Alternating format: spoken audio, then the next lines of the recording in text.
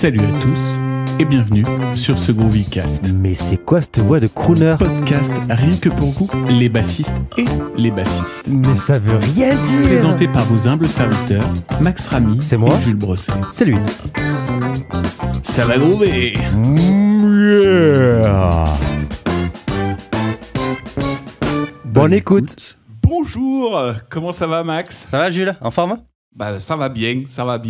En pleine forme. Il fait super beau. Ah, le petit point météo. Et il paraît un petit peu partout dans la France, il paraît. Bah écoute, chez moi il fait pas forcément beau, il fait gris, mais bon, tranquille. On est bien quand même dans le sud. D'accord, bon ça va alors. Mais qui recevons-nous aujourd'hui? On reçoit un nouvel invité, effectivement, après Seb Tibax, après Pascal Mulot. On reçoit Alex Caruana. Est-ce que je prononce bien? Oui, c'est ça. Je crois que tu es le premier à me le prononcer correctement, mon nom de famille. Parfait et impeccable. Je m'y serais pas tenté. Hein. C'est parce que je l'ai marqué en gros devant moi, donc c'est pour ça, quoi. J'aurais fait Alexandre Express Carnuana. Et donc, ton prénom, c'est polonais? Non. Non, mais il est très, il est très bien. Non, c'est espagnol. Ah ben ouais, carrément. D'accord. Si. Non, tu vas bien? Bah, très bien, ouais. Donc, nous, à Lyon, tu vois, il fait beau. D'accord. On se plaint pas trop, en tout cas. Bah, c'est nickel, on est un petit peu dans toutes les régions, tous les trois. Il manque plus qu'un quatrième de Bretagne et on fait toute la France, quoi. Bah, c'est ça. Ok, donc petit podcast aujourd'hui avec Alex et toujours le poteau Jules. Bonjour. On va bosser n'importe quoi, on va parler déjà. Mais tu es bosser. musicien. Je suis musicien, c'est vrai. Putain, Max, mais merde, arrête. quoi. Merde. On rappelle qu'on est juste payé à rien faire. Voilà. Bien Exactement, tout à fait. Avec vos impôts. La moulaga. Ok. Est-ce que tu peux te présenter pour celles et ceux qui ne te connaîtraient pas? Eh bien sûr. Donc, je suis Alexandre Caruana. J'ai 37 ans depuis à peine un mois. Félicitations. Merci beaucoup, la vieillesse, tout ça. Et sur le coup, donc, je suis bassiste professionnel et professeur de basse à Lyon et à Paris. Et puis voilà, ça fait déjà pas mal. Donc en fait, après je fais tout ce qui est en rapport avec le métier de la basse, autant des sessions, des enregistrements, des concerts, des cours, enfin toutes ces choses-là. Au niveau des écoles, tu interviens où comme école? Alors actuellement, je suis plus en école, je suis à mon domicile parce que je trouve que c'est plus évident pour gérer le métier de musicien à côté. Il y a moins d'impératifs, je peux gérer mes cours comme j'en ai envie. Là par exemple la semaine prochaine il y a Montrouge, j'ai pu faire sauter plusieurs jours de cours assez facilement, là où en école ça aurait été plus compliqué, quoi. Mais sinon après oui, j'ai travaillé en école, j'ai travaillé à Meximieux, j'ai travaillé à Villeurbanne, et voilà, c'est les deux écoles où j'ai travaillé principalement. Voilà. Donc là, c'est des cours principalement par Zoom? Non, j'ai des élèves qui viennent. Alors j'ai certains qui viennent, qui font par Zoom. J'en ai 2-3 par Zoom. Et après tout le reste, ils viennent à mon domicile et on prend cours comme si c'était une école chez moi. Si ce n'est que c'est chez moi qu'il y a mes chats et que voilà. Quand tu parles de comme une école, c'est-à-dire que t'as ton programme. Voilà, c'est un peu sur mesure, quoi. Voilà, j'ai mon programme quand même établi. Après, je pense que c'est un peu comme tous les professeurs. On s'adapte aussi en fonction des demandes de l'élève parce que tous les élèves ne demandent pas la même chose. En fonction de comment ils avancent, de comment ils travaillent chez eux, etc. J'aime à me dire que ceux qui viennent pour du plaisir, on travaille pour du plaisir. Tout en avançant, ça va de soi. Et ceux qui veulent, par exemple, là j'en ai deux qui veulent se professionnaliser. Eux, par contre, il y a un vrai programme dans lequel, en fait, là le but c'est de vraiment bosser réellement et de se prendre. Alors, je vais pas dire prendre une pilule parce que je pense pas que c'est pertinent en pédagogie de leur mettre des grands chassés, mais dans lequel, en fait, on va avoir un vrai programme un peu lourd qui va vraiment les aider à rentrer dans le monde professionnel, quoi. Ok, dans tous les cas, on fera un petit point un peu plus tard dans le podcast des petits tips que tu peux donner soit aux débutants, soit aux plus érudits. Comment est venue l'envie de faire de la basse pour toi? Et bah par hasard, c'est assez rigolo. J'aurais tendance à dire que là, je vais parler des 2 premières années que j'ai fait, que je compte pas tellement parce que j'étais adolescent et comme beaucoup d'adolescents, je pense que j'en faisais littéralement jamais. Mais en fait, j'ai commencé la basse par hasard parce qu'au départ, je voulais faire de la guitare, comme je pense beaucoup d'adolescents, et il y avait plus de place. Donc là, je me rappelle la nana, je lui dis bah qu'est-ce que vous avez comme instrument où il y a personne? Oh, le manque de respect. Non, ouais, pardon, excuse-moi. Donc oui, j'ai très honte, mais on va te dire que c'était la jeunesse, tout ça.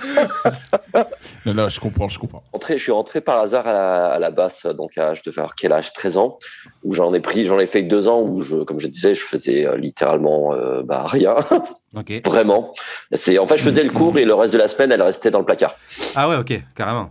Ouais, je pense que j'étais jeune et très très bête. En plus, j'ai pas de parents musiciens, etc. Donc, je pense que l'exemple, on l'avait pas à la maison. Et en fait, j'ai délaissé la basse pendant très très longtemps. Et à mes 23 ans, si je me rappelle bien, j'ai une année en fait où j'ai arrêté la fac. J'avais fait anglais-japonais. Quelle idée! Mais t'es chelou, toi. On a invité qui, mec? C'est ça, exactement. Pardon, vas-y. C'est pas un moment d'égarement, c'est pas, on va. Et donc en fait voilà, j'ai une année en fait que j'ai fait sauter où j'avais mis un peu d'argent de côté et je m'étais dit bah voilà, en fait j'avais dans ma famille il y a que mon frère jumeau qui lui fait de la musique, qui est batteur et accordéoniste, donc c'est bien, il peut jouer dans le métro pour gagner de l'argent. mais c'est quoi ce podcast, quoi? Non mais batteur accordéoniste, quoi. Double peine. Ah, le mec, il est trop dur avec lui-même, quoi. C'est bon. Et donc, en fait, voilà, c'est ce que j'avais rencontré un professeur qui s'appelle Gilles Candy, qui est très, très, très bon. Et je lui dis, voilà, j'ai une année à perdre sur le coup. Je lui fais, moi, j'aimerais bien récupérer le niveau que j'ai jamais eu. Et je lui dis, qu'est-ce que tu peux me proposer? Donc, il m'a dit, moi, je t'explique, ce que je veux que tu fasses, c'est, tu viens à l'école. On va prendre 4 heures de cours. Par contre, le reste du temps, il fait, je veux que tu sois à l'école. Alors, son école, elle ouvre à 9h du matin. Et il me dit, le but, c'est que tu tires, il faisait 9h du matin, 10h du soir. Et il m'a dit, moi, ce que je veux, c'est que au minimum dans la journée, tu fasses 8 heures de boulot. Et je lui dis, OK. Ouais. Donc, je fais, c'est cool. Et en fait, j'ai commencé cette première année où je faisais entre 7 heures et 10 heures de boulot par jour. Et en fait, où ça m'a permis, donc déjà sur une année, de récupérer beaucoup, beaucoup de retard. Et en fait, ça m'a tellement plu qu'en fait, j'ai gardé cette habitude de travail. Depuis des années. Alors, j'avoue que là, maintenant, tirer de boulot personnel jusqu'à 12 heures, ça commence à être un peu dur. J'avoue qu'en moyenne, maintenant, je fais en travail personnel, quand j'ai pas des cours, on va dire, je fais entre 7 et 10. Voilà. Donc, c'est à peu près la moyenne. Où je continue à travailler régulièrement, en fait, parce que, comme j'ai commencé tard, pour rattraper ceux qui y a en face, faut s'en donner un peu la peine. Et comme je vois souvent pas mal de musiciens qui avancent très vite, ça me motive toujours à continuer à travailler. Entre autres, par exemple, le Basscamp là que j'avais fait là cet été avec T-Bax, Ferro et compagnie, ça a été encore un nouveau moteur en fait déclencheur qui m'a dit putain, ok, t'as ça que tu sais pas faire, va falloir que tu le travailles parce que c'est génial. Enfin, par exemple, là, quand j'avais vu Ferro bosser là, tout son système de travail d'accords, plus d'harmonie, etc. J'ai fait ça, je veux savoir le faire. Et donc, ça fait. En fait, j'ai toujours quelque chose qui me motive constamment à travailler régulièrement, quoi. Donc, okay. T'as une morning routine ou pas du tout, ou tu vas au feeling? Alors, ça dépend de ce que j'ai à bosser. Après, j'ai quand même une routine un petit peu, par exemple. Alors là, actuellement. Alors bien sûr quand j'ai pas de cours ou de boulot extérieur, conseil à compagnie, là j'ai toujours en fait un exercice. Là je travaille par exemple quelques lignes de Evan Marien qui me servent en échauffement aussi. C'est quoi, les gars? Evan Mariam, c'est le bassiste que je t'avais envoyé avec. C'est lui qui a fait les gammes hexatoniques. C'est ça, ouais. Ouais, d'accord, ok. Voilà, que j'apprécie fortement parce que du coup, tu as vu que moi j'ai un souci avec mon petit souci. J'ai pas un petit doigt fortiche. Donc du coup, c'est vrai, ces écarts de 3 notes par corde, ça me plaît très bien. Et c'est super bien. Je te conseille, Jules, va tester. Ouais. Vas-y, je vais regarder ce petit con. En plus, c'est génial parce qu'en plus, il propose plein, en ce moment, il propose plein de trucs, de ces lignes décryptées, etc., qu'on peut repiquer facilement. Et comme tu le dis, c'est super intéressant parce que ça travaille vachement sur des points faibles, entre autres le petit doigt, éventuellement, que beaucoup négligent, et ce qui est dommage parce que je trouve que c'est un des doigts ultra forts à prendre en compte à la basse. Donc ça, par exemple, je le mets au moins 1 à 2 heures pour le travailler parce que ça peut travailler autant de la vélocité que de la précision que de la musculation. Tout à fait. Et puis après, normalement, j'arrive sur mes exercices en rapport avec ce que je travaille. Donc là, en ce moment, je travaille beaucoup tout ce qui est alors travail de enfin ce que j'appelle, là, je pense que le nom va être faux, mais ce que j'appelle travail de multitonalité, c'est-à-dire que par exemple je pose par exemple 2-3 mesures ou 4 mesures, ça dépend. Alors je vais donner un exemple d'un accord en do majeur, Ouais. et puis après je vais poser pareil 4 mesures par exemple en mi bémol majeur.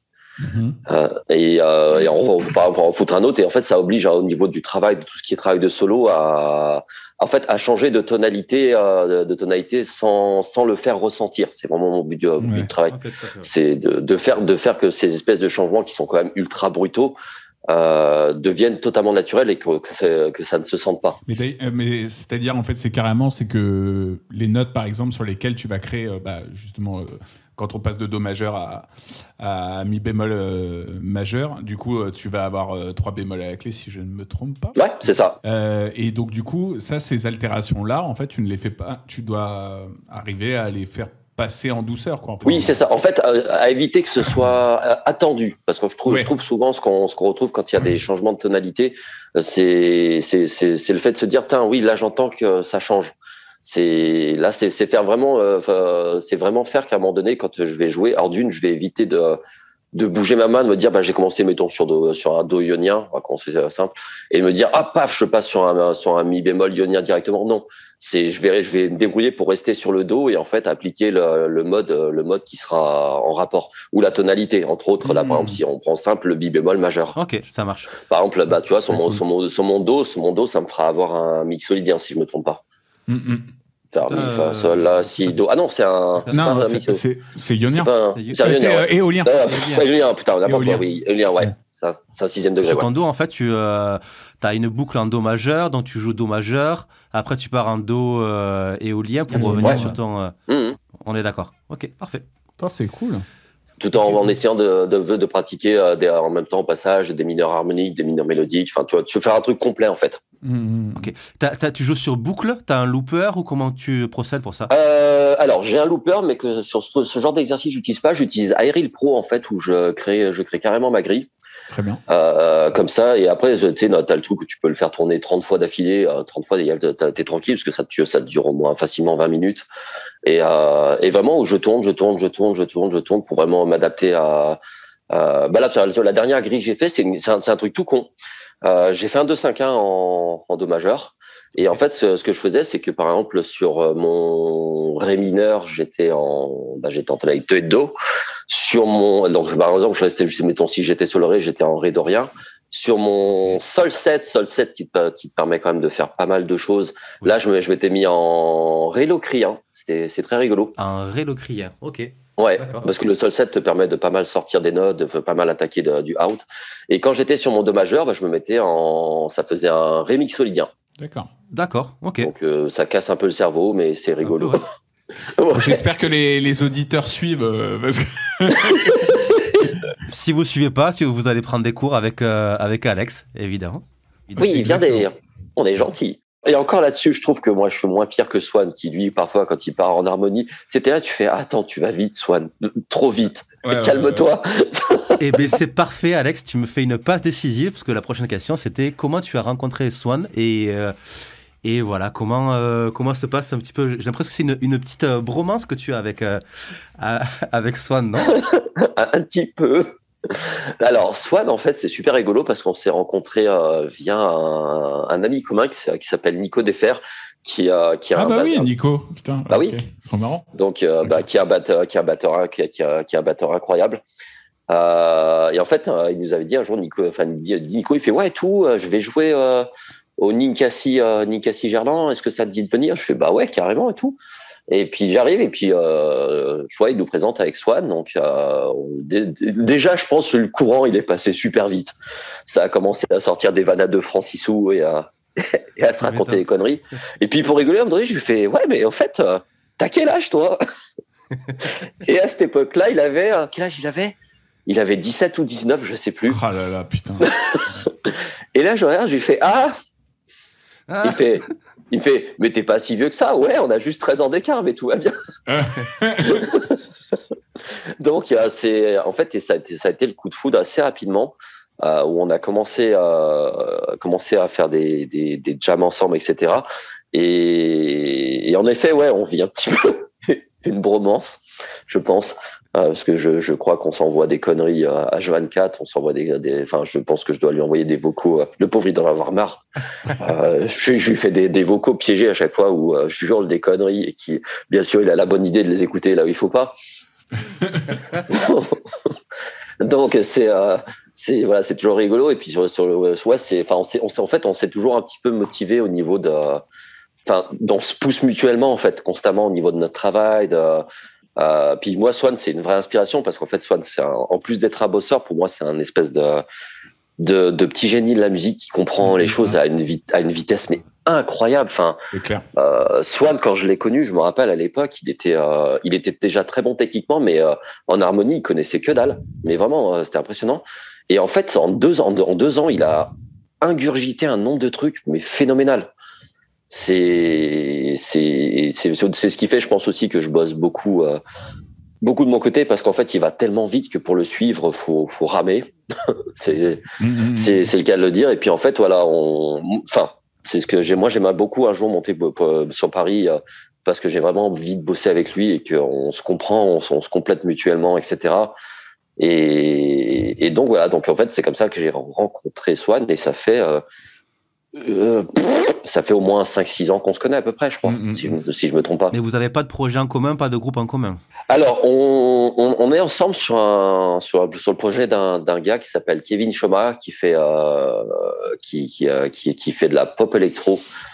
C'est là aussi où j'ai rencontré d'autres musiciens incroyables, entre autres Benjamin, qui est un clavériste, bassiste et arrangeur incroyable, et Pierre Lubert. C'est là aussi on s'est rencontrés et on travaillait sur un ancien projet ensemble. On bossait pour une nana qui s'appelle Alpha Petulai.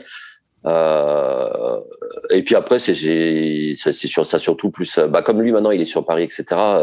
C'est un peu plus compliqué de pouvoir bosser, voilà, de pouvoir se voir, bosser ensemble. Sur ça, j'aimerais bien réussir à monter sur Paris, un de ces 4.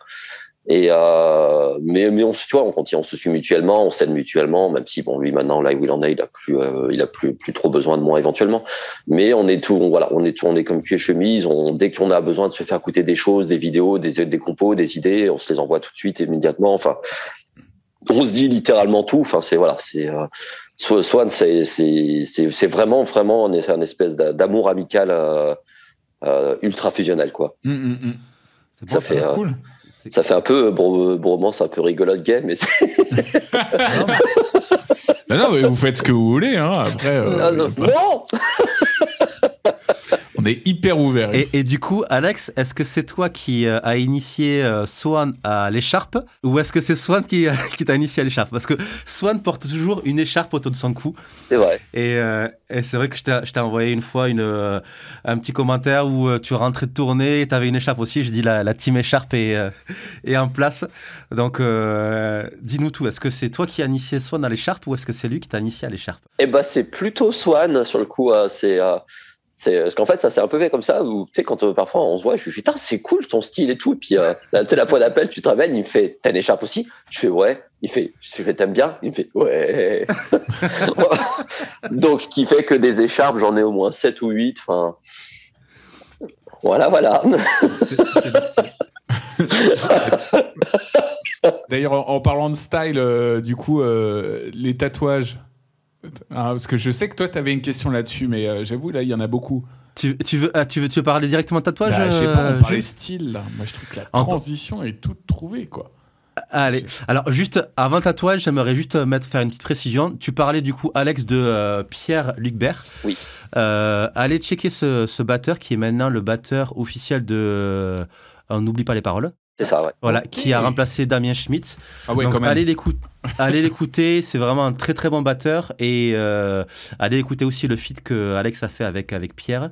Je mettrai tout ça en description et c'est super cool, super bien. Et donc du coup, on va parler sur l'aspect tatouage du coup, le petit style. Alors oui, alors des tatouages, j'en ai beaucoup.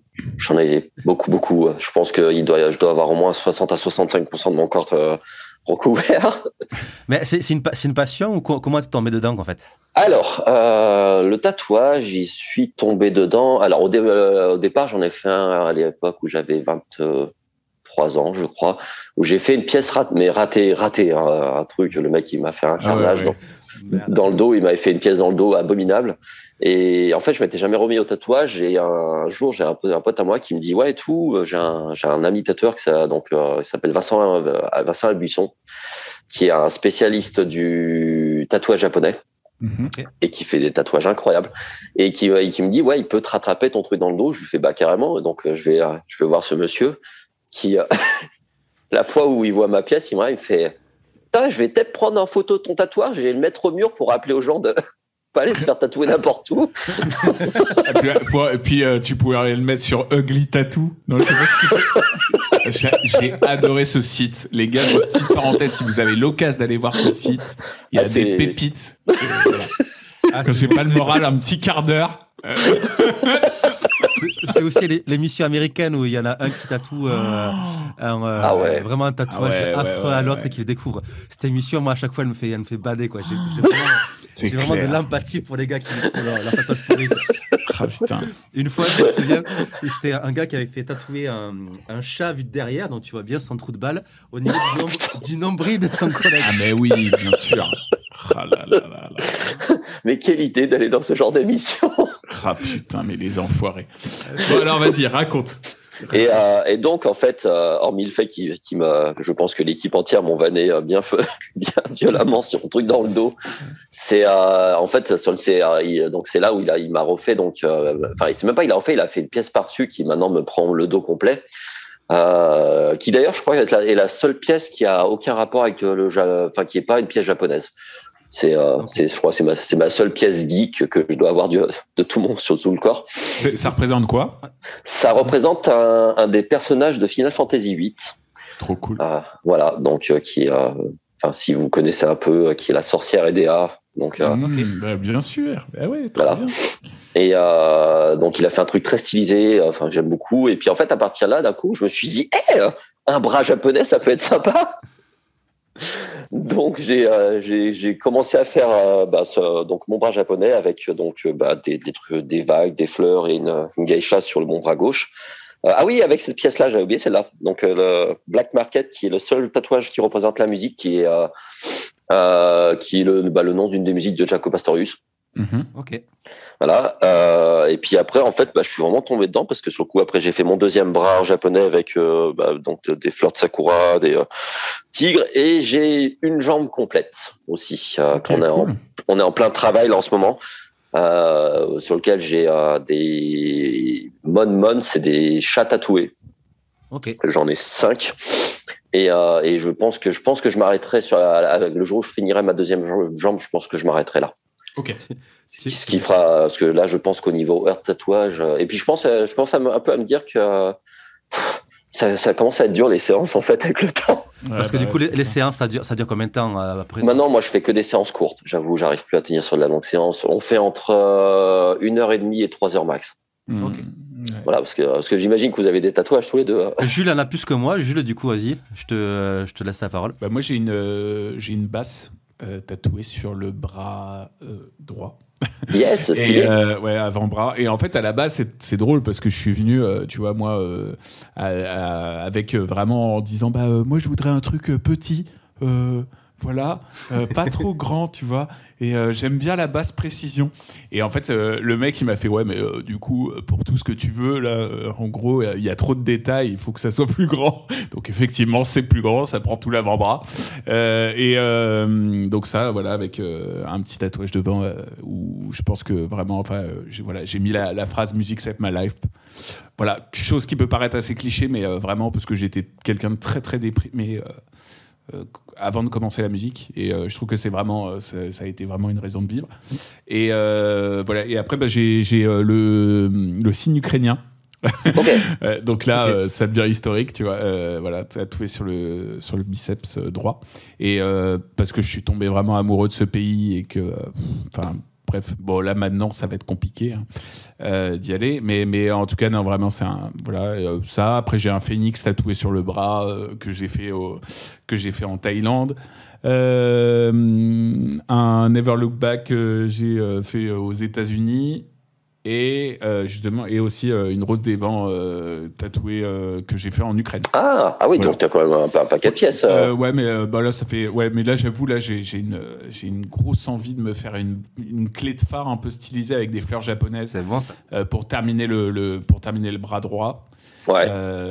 Voilà. Et du coup, peut-être que tu connais, c'est un mec, j'aimerais beaucoup faire ça avec lui. C'est un gars qui s'appelle Mathias Recher. Et lui, il est spécialisé justement dans tout ce qui est japonais. Parce que lui, en fait, il est devenu tatoueur. Il a été au Japon, carrément. Enfin, il avait son salon de tatouage. Et puis après, ça a été interdit là-bas parce que justement, le tatouage étant souvent relié au Yakuza. Et donc voilà. Mais bref, si tu as l'occasion d'aller checker, tu vois, c'est un mec super. Voilà. J'irai checker avec grand plaisir parce que ça m'intrigue. Là. C'est ça. Et toi, mon petit Max, alors raconte tes tatouages. Moi, j'en ai qu'un seul. J'ai mis très longtemps à passer le cap du tatouage. J'ai eu envie de faire un tatouage à l'âge de 17 ans. Et puis, j'ai fait mon premier à 33 ans. En fait, c'est une clé de fa, une double clé de fa. Une qui part vers le bas, une qui part vers le haut. Ah yes. Avec pas mal de trucs stylisés qui rappellent les tablatures et les partitions. Et celle du bas, en fait, est toute coloriée en noir. Celle du haut n'est pas coloriée en noir. En fait, ça représente un petit peu tout le travail que j'ai accompli et tout le travail qui me reste à accomplir. Voilà. C'est donc beau, putain, la symbolique. C'est ça. J'avais vraiment envie de faire un tatouage qui me correspond, un tatouage qui représente des choses. Donc, du coup, j'ai eu la chance de tomber sur un ingénieur lumière qui nous a suivis pendant presque plus de 10 ans, qui nous suit encore avec mon groupe, qui à la base a fait des écoles d'art et qui maintenant est tatoueur. Donc du coup, quand il a ouvert son salon de tatouage juste avant la pandémie, du coup j'ai fait le tatouage. Putain, mais trop bien. Donc, c'est avec Windows ?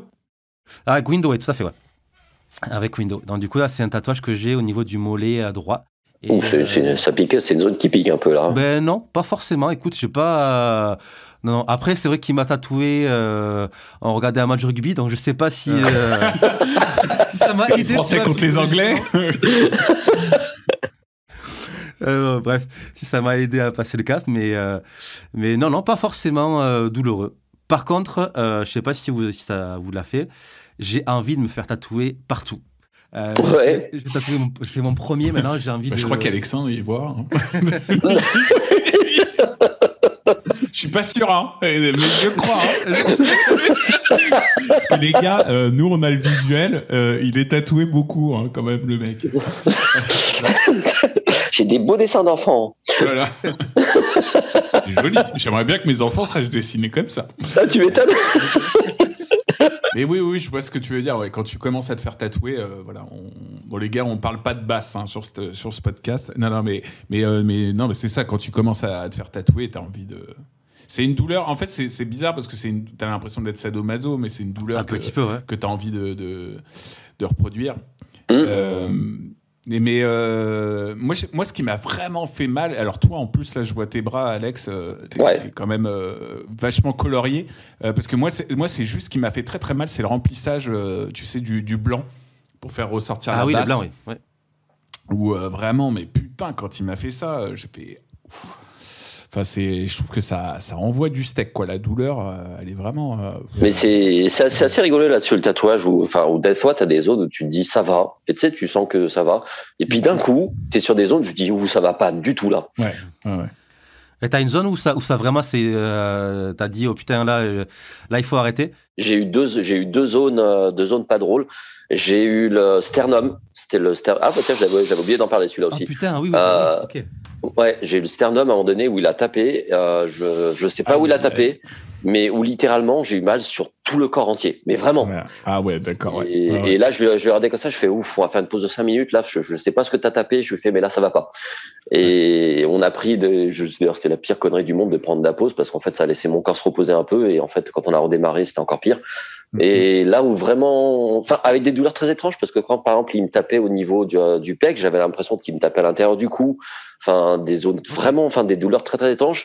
Et éventuellement, parce que ma jambe est toujours pas finie, elle monte jusqu'à la fesse. Et en fait, à la fesse, on a fait que le tracé. Et à partir de là, je lui dis, viens, on fait d'abord tout le reste de la jambe et en dernier la fesse. C'est pas drôle en vrai. Et là où c'est vraiment très, très, très douloureux. Je sais pas pourquoi c'est une zone aussi douloureuse, mais là on a tout le remplissage à faire sur la fesse. J'ai pas hâte du tout de le faire. On va, je pense, le faire fin avril. Il est sur un salon de tatouage sur Lyon où il m'a demandé de venir et où je pense que je vais dormir toute une journée entière pour être prêt. Mais ouais, après c'est très variant. Il y a des fois en fonction de la fatigue, en fonction de comme on est en forme ou pas, des fois ça va, des fois ça va pas. Le genou, ça a été une horreur, par exemple. Les coudes, c'est pas sympa non plus. Le dos, c'est une zone pas rigolote que je recommencerai pas. Je suis content de l'avoir fait, mais pas 2 fois. Ou quand il arrivait au niveau de tout le côté au bas du dos, c'était infernal. Le tracé du dos a été très rigolo. Il a duré 4h30. Oh. Et ouais, j'ai pas aimé. Et à la fin où j'en étais blanc, où j'avais des vertiges, il me dit tu vas manger là un peu. Ouais, je vais aller manger, ça va faire du bien et dormir. Voilà, mais après c'est comme tu le dis, c'est des douleurs mais auxquelles on y retourne. Parce que sinon je me serais pas fait tatouer autant le corps. Je vais pas dire comme certains qui disent qu'ils arrivent à dormir. Je ne comprends pas comment ils font pour réussir à dormir d'ailleurs. Mais voilà, mais voilà, on y retourne avec plaisir. Et puis je trouve que quand on a un bon tatoueur sympa avec lequel on parle bien et tout, c'est un bon moment en fait qu'on passe. Ouais. Donc c'est bon, lui te mate éventuellement le cul quand il te tatoue le derrière, mais ça c'est notre histoire, ça. Mais... L'un n'empêche pas l'autre. Hein, mais bon. Voilà, Soit ne sois pas jaloux, soit ne sois. Du coup, ça m'amène à une petite question, Alex. Est-ce que trouver son tatoueur, c'est la même chose que trouver son luthier? Ouais. La transition, putain, mais le journaliste. Non, mais toi, t'es un journaliste, mec. Vraiment incroyable. Parce que j'étais en train de me dire dans ma tête comment on va bifurquer vers la base. Non, mais franchement, bien joué, hein, j'avoue. T'as vu ça? J'aurais tendance à dire que oui. Parce que sur le coup, je pense que quand on choisit son luthier, alors je vais parler surtout par rapport à moi. Je pense qu'on a surtout tendance à chercher, je pense. Alors certes, c'est une personne qui est compétente et qui va être à l'écoute de son client, mais aussi une personnalité, je pense, quelqu'un de sympa avec lequel on a un vrai contact. Parce que même mon tatoueur que j'aime beaucoup, hein, qui pour moi fait des pièces incroyables, je viens aussi le voir parce qu'en fait depuis le temps c'est devenu un super poteau, quoi. C'est que je sais quand on va se voir, on va passer un moment donné incroyable, on va discuter, on va faire retourner le monde, parler de plein de choses, etc. Et qui avec mon luthier, elle a la même chose, avec un autre tempérament, ça va de soi. Mais c'est vrai que parce que moi malgré tout, le luthier avec lequel j'ai bossé, c'est pas un luthier ultra connu. Il s'appelle Pierre-Antoine Noiron. Okay. Mais c'est un mec avec lequel je savais que la basse, si elle allait en ressortir, quand j'allais la poser sur moi, j'allais me dire ok, elle est incroyable. Et alors là, c'est dommage, je peux pas vous la montrer sur le coup, mais et en fait, c'est ce qui s'est passé, c'est qu'en fait, alors elle a mis son temps à faire parce qu'il a mis bien 5 ans à me la faire. Ok. Pour quelle raison? Je pense qu'il avait beaucoup de commandes, beaucoup de commandes, et c'est ce que je lui avais dit. Je lui ai dit, moi, je t'explique. Moi, je suis pas pressé. Moi, ce que je veux, c'est qu'en fait, quand elle arrive, elle soit parfaite. Et je lui dis, je veux pas m'amuser à te presser pour rien, ça sert à rien. C'est un truc. Je sais plus qui c'est qui disait ça, qui disait lorsqu'on allait faire une commande de luthier, il fallait accepter en fait d'être patient, parce que c'est pas généralement la majorité d'entre eux, ils bossent souvent seuls, etc. Je pense qu'ils ont beaucoup de commandes et après ces 5 ans, vraiment, quand elle est arrivée, je l'ai vraiment posé sur moi. J'ai l'impression que c'était comme si j'avais mis un costume sur mesure. Elle bougeait pas, elle tombait là où il fallait. Enfin, elle était ultra bien équilibrée. Enfin, c'est une des basses les plus agréables que j'ai jouées. Est-ce que tu peux nous la décrire un petit peu Alors c'est une single cut.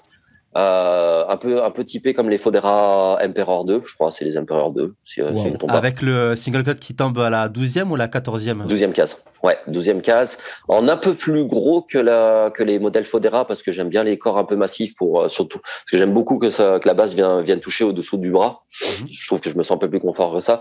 Avec, alors au niveau des bois, on a corps en aulne, manche en érable cuit. Et table en séquoia rouge. Ah oui, ok. Voilà, donc avec électronique, on a mis micro EMG PJ avec l'électronique. Alors, attends, c'est combien de bandes? C'est une électronique 4 bandes, si je me trompe pas. Et c'est du Johnist, voilà, c'est ça. Ok. Donc avec les réglages classiques, basse, médium, paramétrique, médium, aigu, actif, passif, tonalité. Et avec un truc un peu curieux que j'avais complètement zappé, que je lui ai demandé, ou que peut-être qu'il me l'a rajouté, je m'en rappelle plus, qui est un système en fait en passif, quand elle est en passif, qui permet d'avoir un son soit plus vintage ou soit plus contemporain. Ok, cool. Et du coup, 6 cordes alors celle-ci, c'est une 5. C'est une 5. Voilà, c'est une 5. Par contre, parce qu'en fait, quand je l'ai demandé à l'époque, je jouais pas encore à l'époque sur 6 cordes. La 6 cordes, je l'ai eu après, sur le coup, je crois 1 ou 2 ans après avoir passé la commande. Et par contre, oui, j'ai ma basse juste derrière, la Moulaga. La thune. J'ai sorti une blague pourrie, les mecs, tout à l'heure. Je lui ai dit, elle vaut cher. Voilà. Je vous laisse réfléchir sur cette blague. Voilà, donc ma thune, Somnus, dont j'ai fait, je crois, le plus gros coup de fusil. Ah ouais? Ok. Ah ouais, en fait, à l'époque où je cherchais une 6 cordes, il y a un moment donné, je proposais à l'époque ma Yamaha TRB2 à l'échange. Okay. Et donc, j'ai un bonhomme qui m'écrit, qui me dit, voilà, si tu veux, j'ai plusieurs basses en 6 cordes à te proposer. Et il en avait une qui savait pas trop ce que c'était, qui était entre autres la thune. Et elle me dit, voilà, j'ai l'impression que c'est une petite basse de luthier, machin truc. Je fais OK. Et je lui dis, si tu veux, on se rencontre. Donc, il a fallu que je fasse quand même 700 bornes pour aller le voir s'il était pas à côté. Lui, il était un peu proche de Bordeaux ou un peu de ces zones-là. Et en fait, on s'est dit qu'on allait chacun faire mi-chemin, plus ou moins. On s'est vu après Clermont-Ferrand, je crois, dans un patelin dont je me rappelle plus le nom, mais qui était très joli. Thune, c'est bien une marque japonaise, il me semble, c'est ça? Oui, c'est une marque de lutherie japonaise, sur le coup, qui s'est retrouvée un peu en conflit aussi avec la Corée, parce qu'ils avaient une branche Corée qui, tout compte fait, a pris leur indépendance, mais qui ont gardé le nom. Ah oui, d'accord, putain, carrément. Voilà, c'est ce qui fait que généralement, quand tu vas chercher un peu d'études, t'as toujours la fameuse question, est-ce que c'est une japonaise? Les coréennes sont excellentes, mais c'est vrai que si on voit une vraie japonaise, voilà, il faut toujours poser un peu la question. Et là, c'est une vraie japonaise, par contre, sur le coup des années entre 89 et 92 à peu près. Et donc, en fait, quand je l'ai pris en main, cette basse, directement, j'ai fait, oh putain, elle est ultra confort. Et je lui dis, le mec, moi, je te la prends. Alors, sur le coup, il a pas voulu dire de ma Yamaha, tout compte fait. Okay. Et je lui dis, c'est pas grave, prends mon argent. Et en fait, il me l'a vendu à 600 €. Oh putain, ouais. Ouais, donc qui est pour moi la lutherie vraiment pas chère. Ouais. Là, je crois qu'elles sont cotées actuellement à 1005, un truc comme ça. C'est ça, exactement, ce que je vais te dire, à peu près.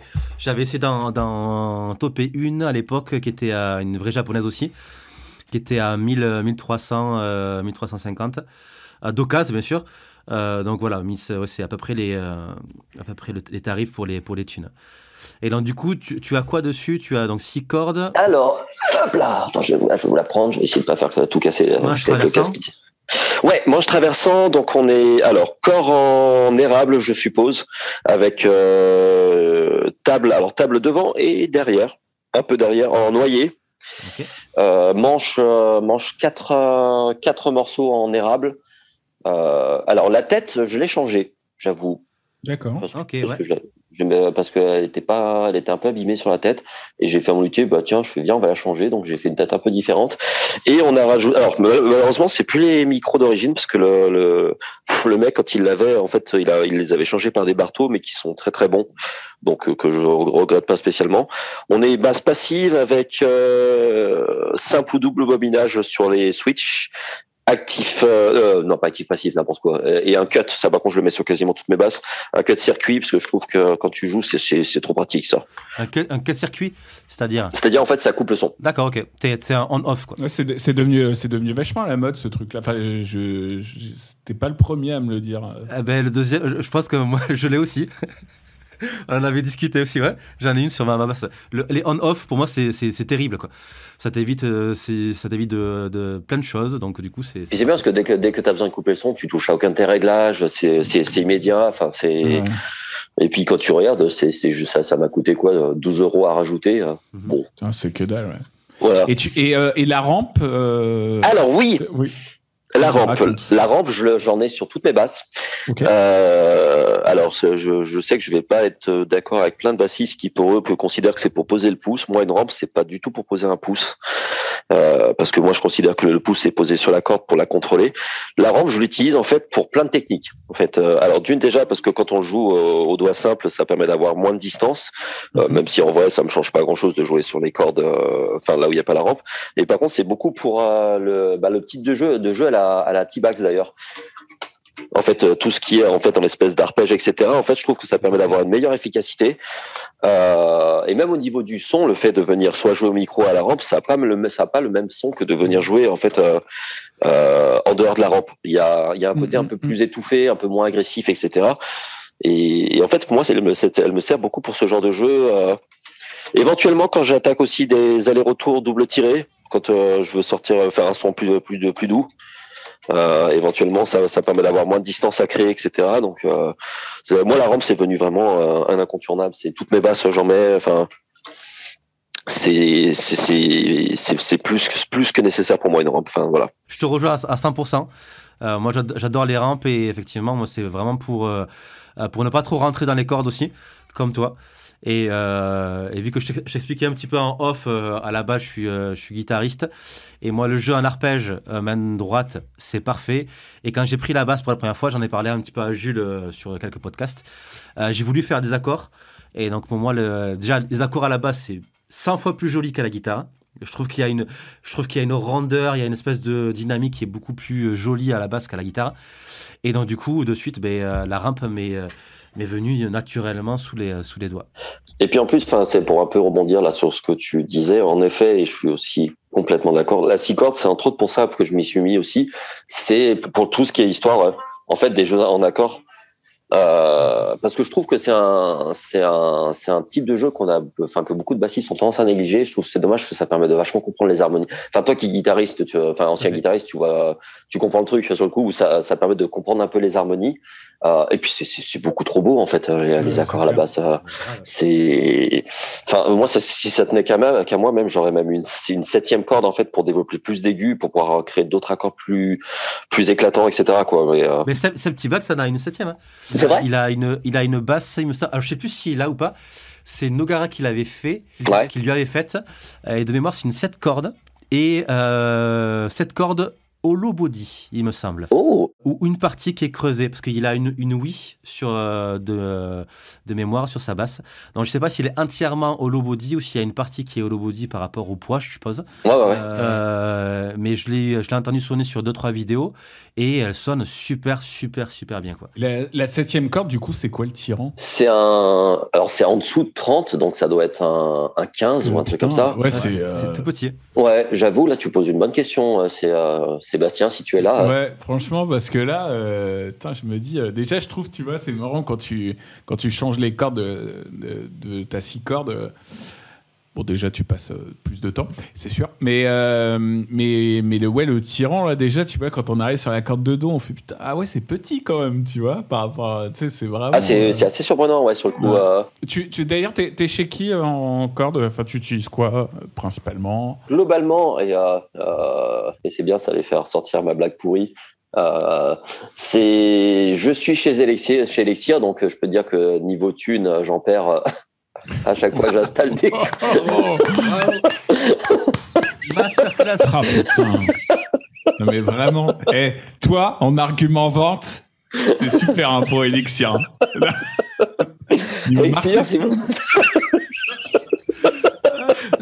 Mais même pour la 6 cordes? Alors, oui, mais après, c'est ce qui fait peut-être que je les garde trop longtemps, mes cordes, parce que sur le coup, là, le jeu m'a coûté quand même dans les 60-70 € pour changer. C'est ça, c'est cher. Hein, déjà, la 6 cordes, putain. Et tu utilises c'est quoi? C'est les Elixir, comment ça s'appelle? Les trucs qui durent super longtemps? Ouais, les NanoWeb, là. Ouais, c'est ça, ouais. Donc, alors après, j'avoue, je les mets pas sur toutes mes bases parce que ça dépend des finances surtout. Donc, c'est plus souvent ça. Donc là, la Matune, elle a des vieilles Elixir, mais qu'il va falloir que je commence à changer parce qu'elle commence un peu à tirer la gueule. Ma Roiron, elle est sur. Attends, qu'est-ce qu'il m'avait mis? Je crois qu'il m'avait mis des Dadario, je crois, un truc comme ça. Okay. Donc c'est bien, ça m'a permis de tester des Dadario. J'en ai jamais essayé. C'est vrai que c'est pas mal. Le tyran, tu t'en souviens? Sur ma thune, je suis en 130 30. Donc j'ai une corde de scie qui est très épaisse parce que j'aime beaucoup le côté grosse basse vénère. Et par contre, après, je joue que sur des tyrans très légers. Enfin, en tout cas, sur ma thune, j'aime beaucoup pour surtout le niveau vélocité, etc. C'est-à-dire en tirant léger, là, ça fait quoi du coup, justement en 6 cordes? En 6 cordes, là, ça fait 130. Sur la corde de mi, ça doit être du 4. Attends. Non, normalement, t'as 105. Tu dois avoir 105 sur la corde de mi. C'est ça, 130, 105. Ouais, donc ça doit être sûrement du 105, j'imagine. Et par contre, je préfère ma corde de sol, par exemple, c'est un 40. Ok. D'accord. Ok. Voilà, donc je suis en extra light. Sur les 4 cordes principales, je suis en extra light. Ok. Et la dernière, je crois que c'est une 30. Alors, c'est un jeu que tu as composé, parce que du coup, il me semble de mémoire, chez Elixir, t'as pas un jeu qui... c'est un jeu qui est déjà tout prêt ou t'as J'ai pris un jeu de 4 plus une corde de scie et de do sol. Ok. Voilà, donc c'est... Après, sur les autres, alors sur la Roiron, c'était un peu le but du truc, c'est qu'au départ, quand je lui ai expliqué mon truc, je lui ai expliqué que moi, au niveau des basses, j'aime bien les basses qui ont des cordes au niveau de la main droite, qui sont un chouille ferme. J'aime pas trop quand c'est un peu Et il m'a dit, je vais te proposer un truc on va te poser un jeu hybride en fonction de. Donc c'est comme ça qu'il a créé toute la basse. En fait, on a un double diapason. Je suis en 34-33, donc je suis sur l'espèce de fan fret. Et en fait, il m'a dit, on va poser un jeu que t'as pas l'habitude. Il m'a posé du 130-50. Ok. Donc ce qui faisait très gros. Ouais. Oui. Ouais. Donc au départ, j'étais là, je fais ça un peu. Et en fait, c'est là où il a super bien réussi son truc, c'est qu'en fait alors là maintenant je suis en 130-45 parce que c'est pas tout le temps évident de retomber sur du 50. Et en fait, ce qui était incroyable, c'est que la basse, elle était aussi confortable que mes basses que je jouais en extra light. Ok. Ouais, mais pourtant, toi qui slap, du coup, le pop, il ressort moins, non? Avec du 50. Eh ben non, il ressort mieux parce qu'il y a plus d'attaque. Ah. Donc en fait, ça, sur le coup, comme il y a plus de tension, ça vient plus claquer sur la basse. Et en fait, ça fait un son de slap qui est très présent en fait. Ah. Et tout en gardant en fait un confort de jeu qui est quasi, pas tout à fait, quasi similaire à un extra light. D'accord. Okay. Voilà. Donc je reste toujours avec une plus grande affinité sur l'extra light, mais je pense que ma Roiron, je vais la laisser en un peu plus costaud. Et par contre, ma Bacchus, elle, je vais la passer un de ces 4 en extra light parce que elle est, comme c'est une basse un peu plus générique, en fait, le côté en fait où on a un jeu en 45, se ressent beaucoup plus quoi. Parce que moi, tu sais, j'avais pris des cours avec Mulot et du coup, on faisait Et avec Mulot, là, je me rappelle, j'avais pris premier cours avec lui. Il me dit par contre, t'as un tirant beaucoup trop. Enfin, tu sais, t'as un tirant normal. Et lui, en fait, il est vraiment sur du extra light, mais vraiment extra light, tu vois. Oui, parce qu'il a un jeu. Il a en 35-90, je crois. Et du coup, et c'est vrai que par contre, le truc qui est cool, le pop, il ressort de dingue. Hein, c'est hyper limite criard, tu vois, mais ça c'est vraiment cool. Par contre, la corde grave, pour le coup, je trouve que. Enfin, tu sais, je suis arrivé en enregistrement, le mec il me dit ok, fais un slide, puis t'as ton slide, il ressort pas, quoi. Enfin, moi en tout cas, c'était vraiment ce truc-là où le mec il me dit putain, là ça manque de corps, tu vois. Bah, c'est le souci, je pense, d'avoir un tirant léger sur de la grosse corde, c'est que ça ressort moyen, quoi. Bah ouais. Du coup, là, si je comprends bien, tu as que 3 Bacchus. Oui, c'est ça, 3. Bacchus, t'es endorsé chez eux ou pas du tout? Je suis endorsé, je suis endorsé chez eux sur le coup. Attendez, je vais la prendre, tiens, comme ça vous pourrez la voir. Hop là, ma toute bleue, c'est celle que je joue là sur la vidéo avec monsieur Pierre Lequebert. Hop là, voilà. Ah, c'est ça. Voilà, donc ma petite Bacchus qui est... Alors c'est là où par contre où je les trouve ultra forts Bacchus, c'est qu'ils font des basses à des prix pas excessivement chers, parce qu'elle était à combien, 1100, je sais pas. Et en fait c'est de la lutherie de série. Mm-hmm. Et en fait c'est là où ils font un truc, c'est que l'intéressant c'est qu'en fait c'est des modèles pas chers et vraiment de super qualité, mais impressionnant. De très très bonne qualité. Donc voilà, mais sinon je suis signé chez eux depuis je sais plus, 3 ans je crois à peu près. Comment s'est fait la rencontre avec eux? Alors en fait ça s'est fait on était parti avec Swan sur un salon en Allemagne à Mannheim, où on bossait pour une marque qui s'appelle Ministry of Tone. Okay. Et en fait sur le coup le premier jour en fait c'était le premier après-midi, c'était l'après-midi en fait pour tous les exposants. Et en fait après qu'on ait eu le temps de s'atteler, on avait fait un petit coucou, et en fait on entendait que passant devant Bacchus ça parlait un peu français. On s'est dit tiens, on va aller les voir. Et en fait c'est là où on a rencontré en fait donc l'équipe de Bacchus française plus le commercial japonais. Et en fait, avec Swan, on s'est dit, viens, on va faire des bêtises sur leurs instruments. Donc en fait, on s'est bien entendu avec eux sur le long du salon. On est allé les voir plusieurs fois. Je suis allé tester des basses. Ils avaient de ces machins. Ils avaient un truc. Ils avaient créé une espèce de jazz bass avec du bois récupéré dans un bateau ou un sous-marin sous l'eau. Ok. Donc avec du bois qui avait beaucoup macéré dans l'eau, et en fait ça qui donnait une sonorité super curieuse à l'instrument, enfin avec des teintes grises, c'était assez curieux. Donc on avait testé vraiment des trucs très sympas, et en fait sur le coup en repartant de salon, j'avais gardé le contact avec le commercial japonais, et puis à un moment donné je voulais m'acheter une petite jazz bass, parce que question d'avoir un instrument un peu plus standard.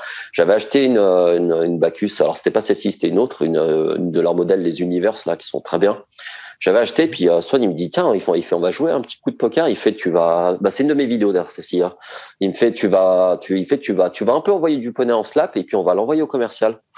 Et donc, j'ai fait une petite vidéo un peu rigolote. On l'a envoyé, puis le mec, directement, il m'a dit, ça t'intéresse de signer avec nous? Je lui ai fait, carrément. Et ce qui est cool, c'est qu'ils sont plutôt sympas, parce que j'ai la possibilité. En fait, je dois jouer avec la Bacchus, mais je peux me permettre, en fonction des gigs que j'ai, de continuer à jouer avec mes autres instruments, etc., quoi. Ça, c'est cool, ça.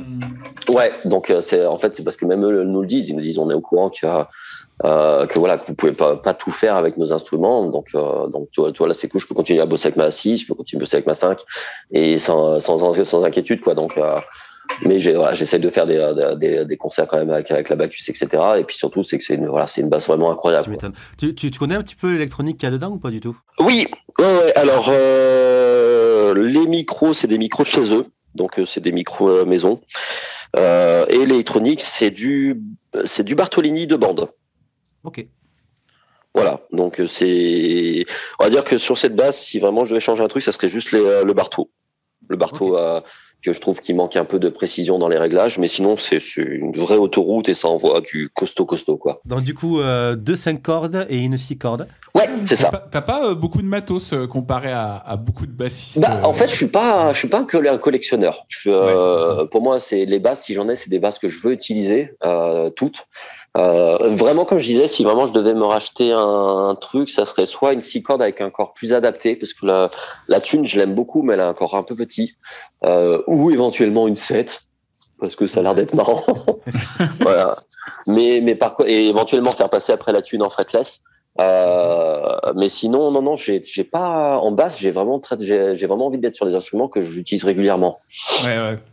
Donc j'aimerais vous dire que j'ai 40 basses à la maison, mais malheureusement non. Non, mais c'est juste, c'est pas du tout un, tu vois, mais c'est juste, c'est vrai que là, moi, j'avais fait pas mal d'interviews et tout machin, et à chaque fois, les mecs, t'es là, ils sont là, ouais, alors il y a celle-là, il y a celle-là, il y a celle-là, et puis tu vois, enfin voilà, c'est juste, c'est original. De voir à la limite, enfin ça devient original de voir un mec qui a pas beaucoup d'instruments, tu vois. Ouais. Et puis le pire, c'est que j'ai vraiment pas. Après, là, moi, ce que j'aimerais, ce que je veux vraiment à la longue, moi, c'est plus d'ailleurs même sur du matos, c'est plus avantagé du matos français. Parce que je trouve qu'on fait des belles choses en France, on fait de la belle lutherie, on fait même des belles pédales, etc. Et il fut un temps où j'étais ultra intéressé par tout ce qui était Fodera, Ken Smith et MTD et compagnie. Et puis avec le temps, maintenant, je commence à me dire que, alors c'est certain que si on m'en offre une gratuite, je crache pas dessus, mais non, moi je suis pas chaud. Garde ta planche de bois là.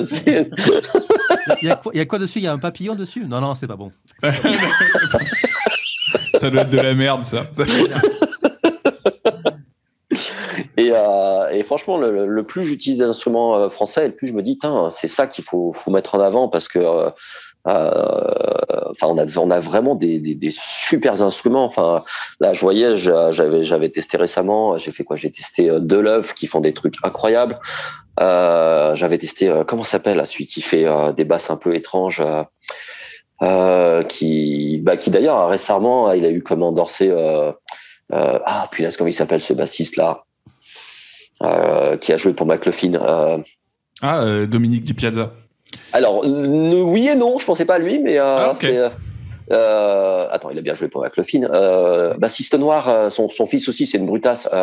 Mais oui, Mbappé. Voilà, merci. Je sais pas comment on dit. Je pense pas qu'on dise Mbappé comme. Je sais pas. Hein.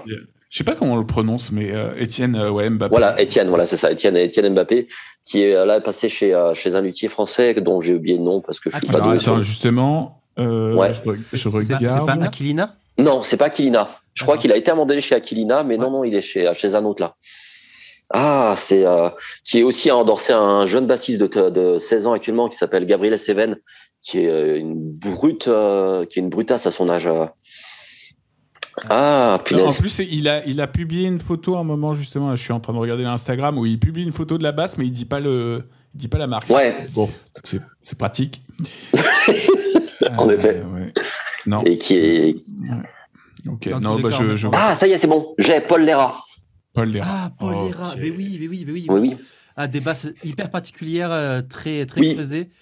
Très spécial, ouais. Ok. Voilà, mais que j'ai pu tester. Et en effet, c'est vrai qu'au niveau forme, c'est très curieux. Je l'admets.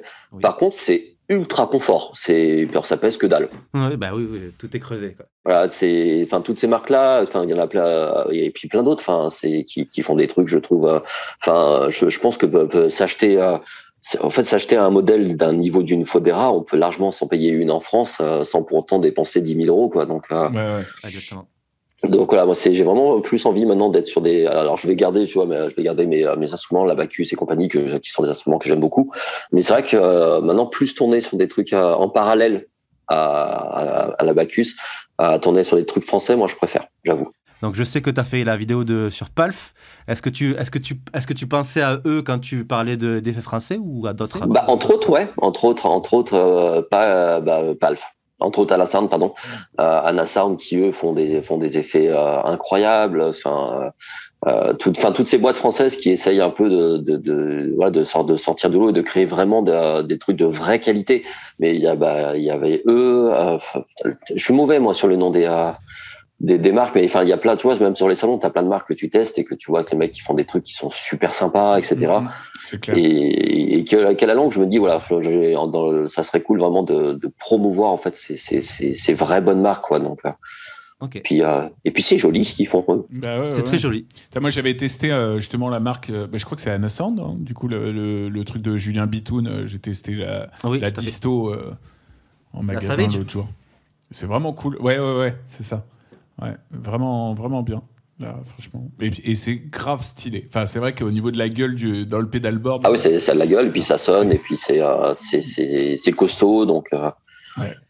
Puis c'est bien, c'est fait en France, donc tout ce qu'on demande de bon matériel, quoi. Donc. Parfait. Parce que toi, en effet, tu utilises quoi? Alors, en effet, pour l'instant, j'en ai pas encore beaucoup. Je pense qu'à la longue, en fin de carrière, fin de vie, j'en aurai sûrement trop. Actuellement, j'utilise beaucoup. Ma Big Sky Strymon. Que j'aime beaucoup, qui me permet de faire beaucoup surtout avec le shimmer, que j'utilise beaucoup avec des nappes en accord. Ah bah tiens, ouais, c'était le truc dont tu m'avais parlé, Max. Ah ouais. Non, alors je pense que tu parles de toi du Freeze, peut-être de chez Electro-Harmonix. Non, la Strymon, c'est vraiment l'effet shimmer. T'as pas de looper derrière, t'as pas de boucle. Non, là c'est vraiment reverb et shimmer. C'est vraiment shimmer qui est, c'est un effet super beau. Déjà à la gratte c'est super bien, et à la basse en plus tu fais shimmer, accord, c'est parfait, quoi. Ah ouais. C'est sur quelques projets justement, je l'utilise pour faire des gros snaps derrière. T'as l'impression qu'il y a des chœurs qui chantent avec. Elle est incroyable cette pédale. Hein. Que ce soit autant sur les reverbs ou sur le shimmer ou sur d'autres trucs.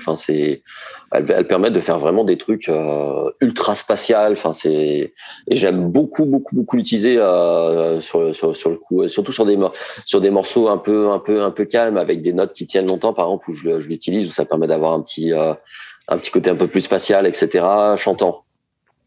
J'ai mon octaveur de chez Boss, c'est l'OC3, que j'aime beaucoup. Bon, ça je pense que c'est un peu une pédale référence je pense qu'on doit tous presque l'avoir, celle-ci, ouais, ce que j'allais dire. Ça, donc, j'utilise comme octaveur sur des projets beaucoup hip-hop, surtout plus. Et là, parce que j'aime beaucoup ce genre d'effet et que je pense que j'en aurai beaucoup un jour, c'est mon pitch shifter de chez Digitech, le Baswami. Que ça, c'est vraiment parce que c'est rigolo. Alors que j'aime bien utiliser un peu soit comme à la mono néon, où tu sais, je sais pas si vous l'avez vu, où il fait du gros slave vénère qui à chaque fois part dans des graves aigus là. Ouais, d'accord, ouais. Ça c'est rigolo. Ou sinon j'utilise dans des solos éventuellement avec un octave ou 2 octaves au-dessus, et c'est rigolo, ça, j'avoue. Ouais, ça remplit un petit peu le spectre, c'est chouette, quoi. C'est vraiment bien comme effet, quoi. Et puis en fait, j'ai pas grand-chose pour l'instant, j'ai que ça. Ok, pas de compresseur. Alors, si j'aimerais bien en avoir un dans l'avenir, alors étonnamment, le compresseur, c'est un effet que j'ai un peu du mal pour l'instant avec. Parce que j'ai tellement pris l'habitude de jouer sans que dès que je commence à en mettre un, j'ai l'impression que ça me bride au niveau du jeu.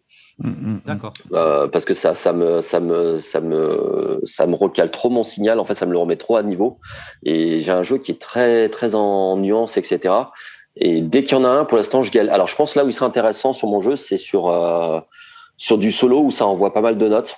Là, éventuellement pour moins fatiguer. Je pense éventuellement. Après, je réfléchis encore auquel je veux parce que j'ai beaucoup de mal encore à apprécier une compression.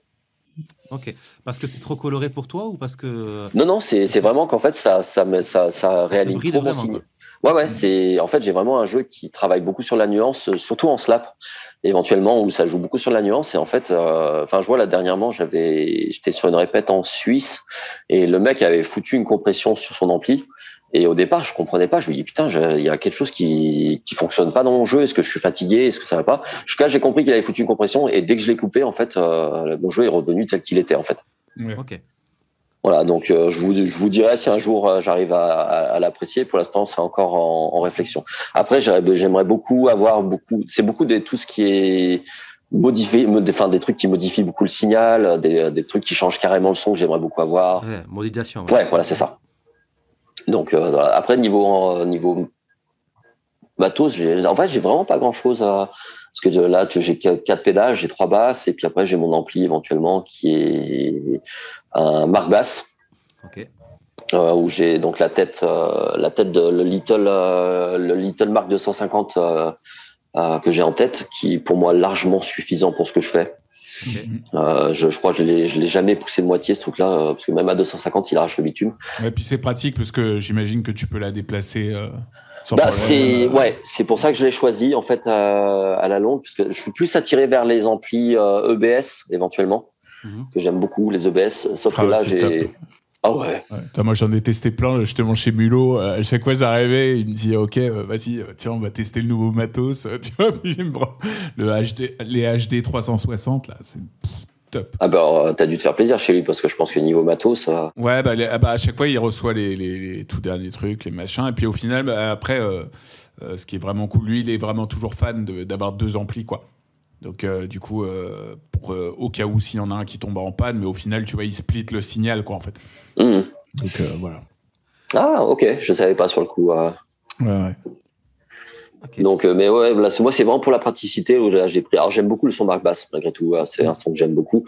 Mais là, je suis en full Mark Bass avec le Traveler, le 212, je crois que c'est ça, de Traveler 212 en baffle.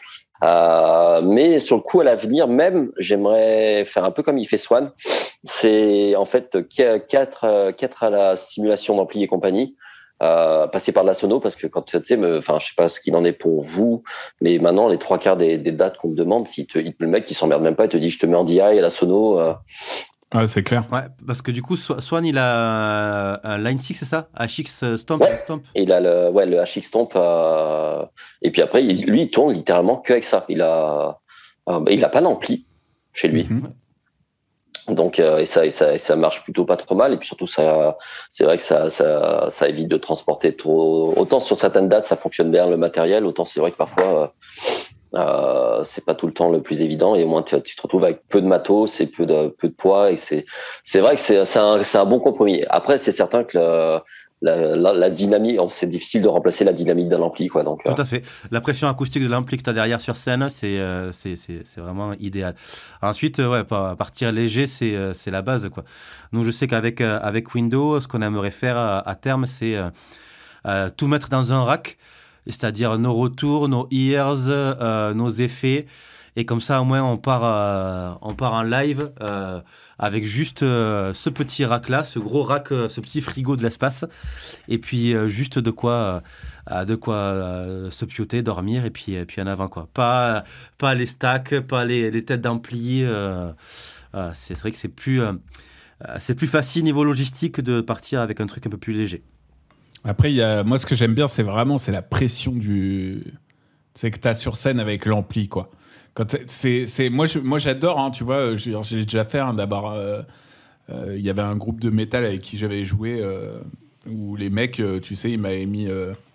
ils fonctionnaient tout au ear. J'étais direct dans un... Merde, le truc qu'on a partout, là, le XFX. Et voilà, et c'était très cool, tu vois. Mais après, putain, moi, ce que j'aime bien, c'est, tu joues la corde de si et t'as toute la scène qui vibre, tu vois. Et genre là, je fais, ah ouais, quand même, là, c'est bien, tu vois.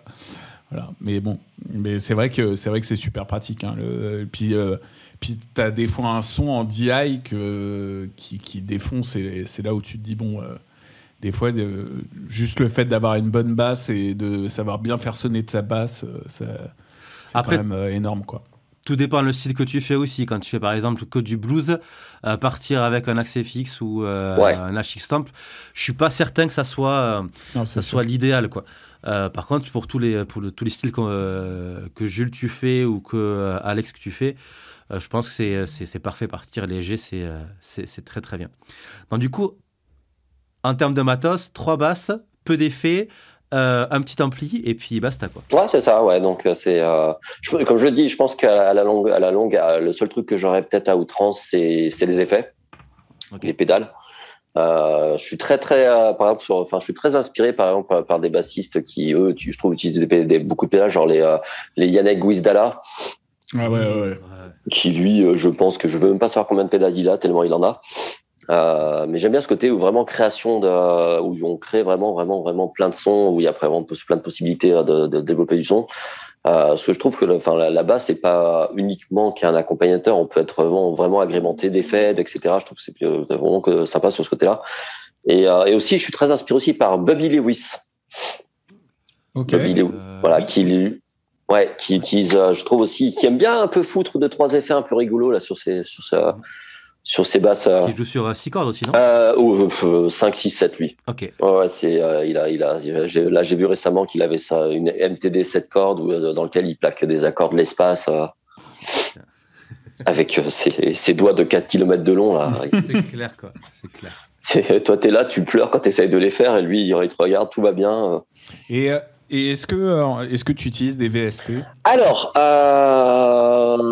ouais, même si c'est encore quelque chose d'un peu récent parce que sur le coup, tout ce qui est logiciel enregistrement et compagnie, je m'y suis mis vraiment que depuis 2 ans à peu près. Donc j'utilise quand même des VST qui me permettent de travailler la vidéo que j'ai fait là où j'ai posé ma basse sur le truc de Pierre. Là, j'avais utilisé des effets pour retravailler un peu la grosseur du son. La dernière que j'ai faite, elle, par contre, je suis passé par un ami qui lui s'y connaît bien en ingénierie sonore et qui a des trucs vraiment sympas et c'est lui qui m'a travaillé mon son. Il s'appelle comment? Il s'appelle putain, il va me tuer. J'aime pas quand je perds les noms des gens. Non, pas taper. Non, alors, je dis, quand c'est un vrai ami, on n'oublie pas. Enfin bon, après, c'est... Non, putain, non, mais le pire, c'est que c'est un truc qui m'arrive souvent, ça. C'est quand tu vois, quand j'ai besoin d'avoir vraiment un nom, j'ai le nom que je n'ai plus. Ouais, je comprends. Donc là, tu vois, j'ai son surnom, c'est horrible. Ça... C'est horrible son surnom? Non, c'est... Oh le bâtard! Ah, mais jusqu'au bout,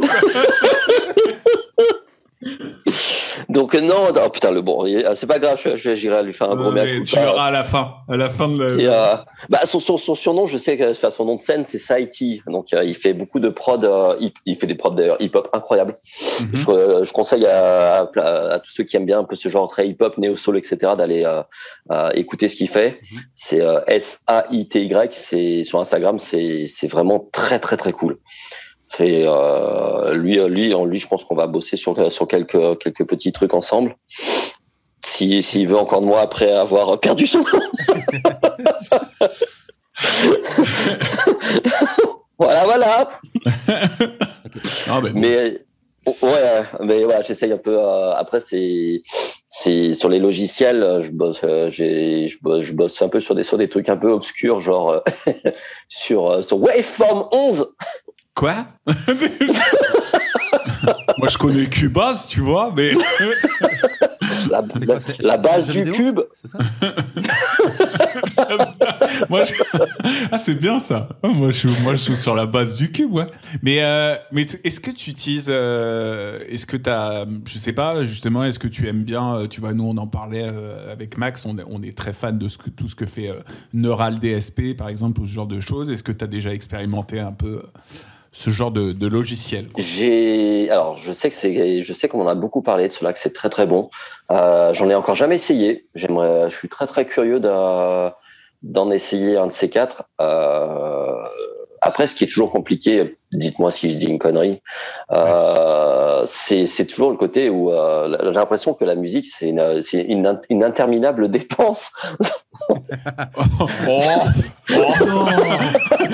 Alors là, franchement, pas du tout. Ah mais pas du tout. C'est où t'as l'impression d'avoir fini, et puis d'un coup tu te dis ah ouais mais ça a l'air bien. Ah ouais mais ça aussi. Puis ça coûte cher mais ça a l'air bien aussi. Oh putain. Puis le pire, c'est que quand tu parles toujours avec quelqu'un d'autre qui va te dire « Ah, mais t'as pas ça ?» Mais mec, c'est indispensable sur scène. Et là, tu fais « Ah bah non !» Tu sais, tu te dis quand c'est pas du logiciel, c'est des pédales. Quand c'est pas des pédales, c'est du logiciel. C'est ça. Après, je sais pas, après, tu vois, on est tous différents là-dessus. Moi, je sais que, perso, alors, je suis peut-être extrêmement superficiel, mais en fait, non, mais tu vois, le fait, des fois, de réinvestir comme si je l'avais jamais fait. Non, enfin, de beaucoup investir. Tu vois, je trouve que ça entretient aussi. Moi, perso, ça me remotive à chaque fois, en fait. Après, il y a d'autres manières de se motiver, hein, bien sûr. Mais je trouve que c'est toujours cool. Et puis, tu vois, par exemple, notamment, là, je me suis acheté Guitar Rig pour mes productions, là, le Guitar Rig 6. Et putain, je trouve que wow, même pour la basse, mais c'est mortel, quoi. Enfin, vraiment, mais enfin, j'ai l'impression, tu vois, d'avoir, je connaissais plutôt bien le logiciel avec justement comme je l'avais en démo, tu vois. Mais ou comme je l'ai eu en craqué avant.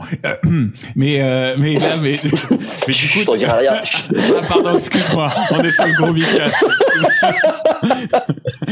mais franchement, putain, je trouve que le son de la basse, il est. Enfin, ouais, il est super, quoi. Mais vraiment. Enfin, bon. Ouais. Guitar Rig, même. Enfin, bon, après Neural DSP, après tout ce qui est native par rapport à le Do. Je trouve que maintenant, t'as vraiment tout ce qui est simulation d'ampli et tout. Enfin, je me demande comment ça va évoluer plus tard, parce que je trouve ça déjà tellement bluffant maintenant que je me demande comment ça va être. Et du coup, tu as un home studio chez toi, Alex ? Ouais. J'ai une tour spéciale que pour la musique où je fais que ça. C'est une tour. Là, j'ai un peu tapé. J'ai pris une tour gamer comme ça tout tourne. Surtout pour tout ce qui était montage vidéo où là, sur le coup, les anciens ordinateurs que j'avais, c'était un peu la merde. Et là, ça tourne tout seul. Donc comme je disais là, sur le coup, moi, je bosse sur. Alors pourquoi Waveform 11, le fameux logiciel que personne ne connaît? Personne ne connaît. Parce qu'en fait, il est facile à comprendre. Ça a été au départ le truc que j'ai voulu commencer, c'était en partant sur un truc. Alors et puis surtout parce que j'avais pas un gros budget et que j'ai un peu tendance à être un peu du genre à dire j'aime bien un peu mettre l'argent pour ces boîtes qui plutôt que ce soit même autant Cubase ou autre. Hein. Enfin, si je me dis que si on craque, si tout le monde craque, à un moment donné, c'est des boîtes qui coulent. Et je me dis que voilà, j'aime mettre de l'argent pour les trucs qui vont m'être utiles. Okay. Et donc sur le coup, celui-ci était pas très très cher parce qu'ils avaient fait à l'époque où j'ai acheté, ils avaient fait un espèce de pack à 150 € avec Mélodie essentielle à l'intérieur, plus d'autres logiciels, etc. Et en fait, il est ultra facile à comprendre. Mais vraiment, hein, c'est avec Ouais, vas-y, je t'en prie. Ouais, avec quelques tutos, en fait, j'ai pu vraiment maîtriser ce que j'avais besoin de maîtriser. Je pense que je maîtrise pas encore tout et je pense que en fonction de comment je vais avancer, il faudra que j'aille m'y informer. Mais franchement, il est efficace, simple d'utilisation, quoi. Ouais, c'est clair. Ça a l'air cool. Hein. C'est qui fait ça ? C'est une boîte française qui fait ça du coup ou pas du tout ? Waveform, non. C'est je sais plus où est-ce qu'ils sont situés eux. Je crois que c'est des Européens, je crois. Okay. Voilà, donc en fait j'étais tombé, c'est mon frangin qui lui avait eu avec je sais plus quoi un effet qu'il avait acheté, je crois, un truc d'essai à l'époque avec Waveform 5. Et en fait j'ai commencé par là-dessus et en fait ça m'a paru tellement intuitif que j'ai fait je vais continuer sur le truc où je me sens le plus à l'aise. Tout à fait. Et ça marche bien parce que sur le coup on avait là j'ai déjà fait la dernière vidéo que j'ai faite c'est avec ce truc là, le truc avec Pierre Lubert aussi. J'ai fait des enregistrements avec ça aussi qui fonctionnaient bien. Enfin donc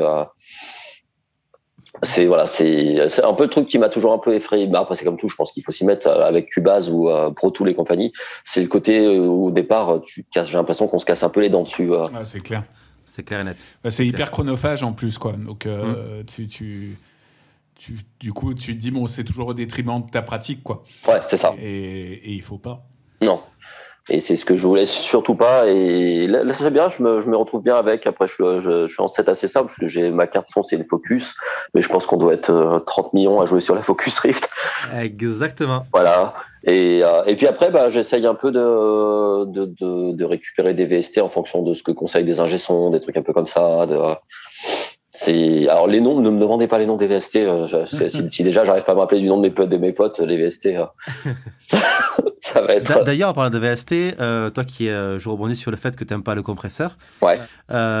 Il y a Vulfpeck, je pense que tu connais. Ouais. Qui ont du coup fait un VST spécial pour le compresseur de la basse. C'est un bassiste en fait, Joda. Mais non. Ok.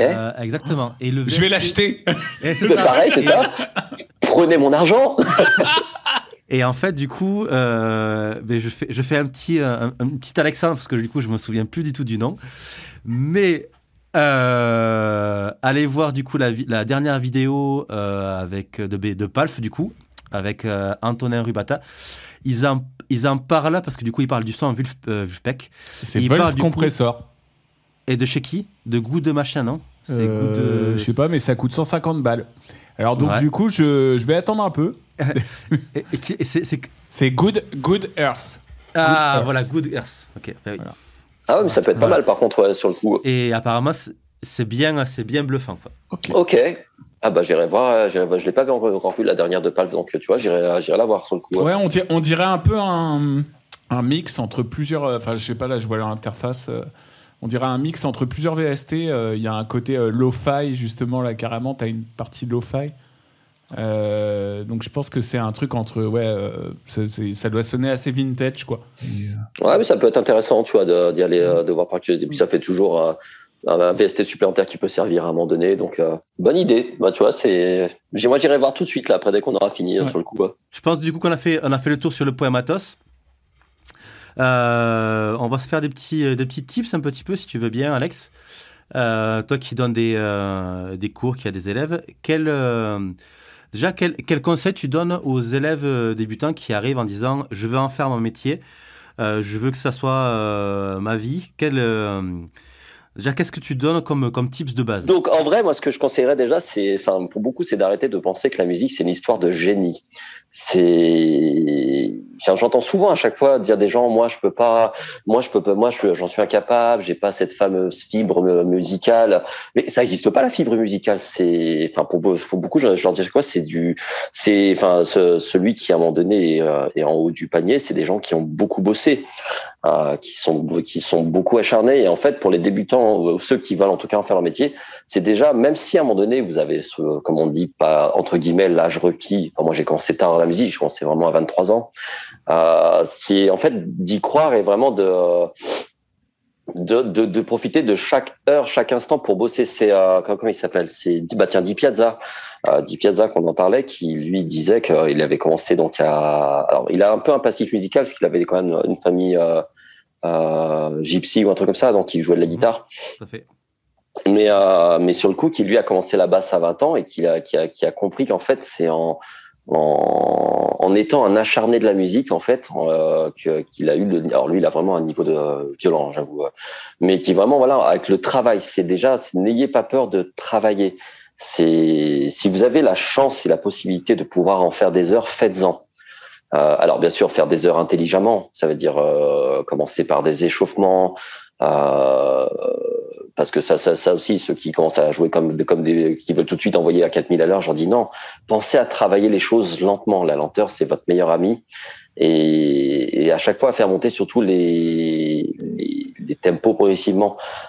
Deuxièmement, allez voir un prof. Malgré tout, on n'y pense jamais assez.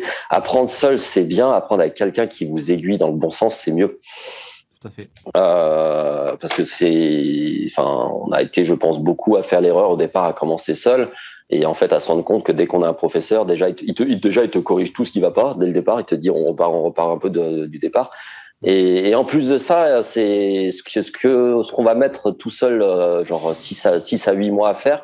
En un mois, c'est fait avec des cours. Donc c'est vraiment ce que je conseillerais déjà, c'est d'aller voir un prof, de travailler avec des bonnes méthodes, travailler lentement, travailler au métronome, chanter, on n'y pense jamais, beaucoup chanter les notes qu'on fait. Tout à fait, chanter c'est la base pour tout, quoi. Tout chanter tout ce qu'on fait, que ce soit des solos, des accompagnements, des accords, chanter ses accords, c'est important. Toujours travailler aussi, moi c'est ce que je dis souvent, toujours travailler les choses qu'on ne maîtrise pas, ne jamais rester dans une zone de confort. On sait pas faire du jazz, on fait du jazz, on bouffe du jazz, on écoute du jazz. En fait, il faut vivre pleinement les choses qu'on veut maîtriser. Moi, je suis un musicien qui à la base sort du métal à l'époque, et quand j'ai dû commencer à faire du jazz ou de la funk, ça a été très compliqué. J'avoue. C'est mon prof qui m'a regardé comme ça, il fait toi tu vas en chier. Merci. C'est encourageant. Et en fait, c'est ce que j'ai fait, c'est que je me suis dit, bah, c'est des styles que je maîtrise pas, donc je vais j'avoue, j'en bouffe encore, hein. Mais j'ai eu une période où pendant 3-4 mois, j'ai écouté que du jazz, que ça. Alors, j'en ai eu un peu marre à la fin, mais Quand tu dis bouffer, c'est vraiment écouter au maximum ou c'est aussi jouer? c'est écouter au maximum, c'est jouer. En fait, c'est tout ce qui va tourner autour du style qu'on maîtrise pas. Voilà, comme je dis, c'est autant en jouer le maximum possible. Alors après, c'est comme tout quand on travaille les choses à la maison et qu'on fait plusieurs heures, on travaille pas qu'un seul style parce qu'à un moment donné, je pense que ça te sort par les oreilles et que on sature. Mais c'est vraiment en fait, c'est s'imprégner des choses qu'on ne maîtrise pas. Par exemple, là, il y a quoi 2 ans, si je dis pas de bêtises, j'ai un ami qui a voulu que je rentre dans un projet éphémère hip-hop, hip-hop néo-soul. Et quand je suis arrivé, c'est un style que j'avais jamais joué. Le hip-hop néo-soul, c'est vraiment un style que je maîtrisais pas. Et le premier concert qu'on a fait, je me suis bien cassé la tronche. J'avoue, où ils étaient venus en me disant que c'était grave cool ce que j'avais fait, mais ils m'ont dit là, c'est des lignes funk que tu fais. Et là, tu dis ah oui, ok. Il y a quelque chose que j'ai pas compris. Donc c'est à partir de là où en fait je m'en suis imprégné et en fait où j'en ai écouté à mort, j'en ai joué, etc. Je continue encore à en écouter, à en jouer à mort en fait pour imprégner en fait des choses que je pense qu'on maîtrise pas. Et c'est quelque chose qui va encore, je pense, me venir dans l'avenir. J'ai l'africain que je maîtrise pas encore et qu'il faut que je m'y attelle. Et sûrement d'autres styles que j'aurai peut-être plus tard que je maîtriserai pas parce que la musique, elle est en constante mouvance. Donc, il y a un moment donné, il y a bien des jeunes qui vont nous sortir un style où on va faire attends, ça, je connais pas. Il va falloir que je comprenne comment ça fonctionne.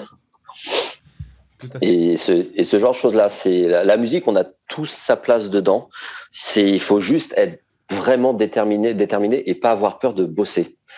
Et surtout pas se démotiver parce que on voit le voisin en face, soit qui avance vite ou qu'on se dit bah surtout, quand on ouvre Instagram, je pense que c'est la foire aux bassistes qui est de meilleur en meilleur.